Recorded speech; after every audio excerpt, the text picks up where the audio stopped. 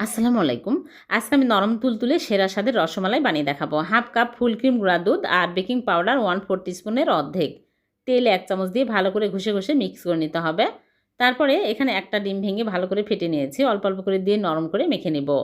ডিমটা নরমাল তাপমাত্রার হতে হবে। ফ্রিজে থাকলে ফ্রিজ থেকে 1 ঘন্টা আগে বের করে তারপরে মিষ্টি বানাবেন।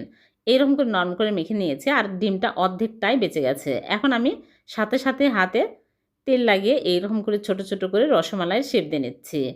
সবগুলো মিষ্টি আমি এইরকম করে বানিয়ে নিব। তারপরে মালাই তৈরি করব। চুলায় প্যান বসিয়ে দিয়ে দিচ্ছি লিকুইড দুধ 4 কাপ।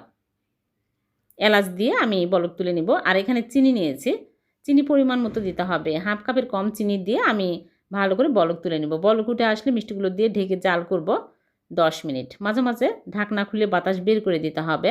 5 মিনিট পর ঢাকনা খুলে মিষ্টিগুলো আলতো করে নেড়ে ছেড়ে দিচ্ছি। আবারও ঢেকে দিচ্ছি। মিষ্টি কিন্তু ঢেকে জাল করতে হবে। 10 মিনিট মিষ্টিগুলো জাল করে নিয়েছি, হয়ে গেছে। ফুলে বড় বড় হয়ে গেছে। এখন চুলা থেকে নামিয়ে রেখে দেব 5 ঘন্টা। 5 ঘন্টা পর মিষ্টিগুলো পরিবেশন করে আপনাদেরকে দেখাচ্ছি। হয়ে গেল ভীষণ সুস্বাদু নরম তুলতুলে রসে ভরা সেরা স্বাদের রসমালাই। এভাবে রসমালাই বানিয়ে দেখবেন, খুবই মজার হবে। মাত্র হাফ কাপ গুঁড়া দুধ দিয়ে 1 কেজি মিষ্টি।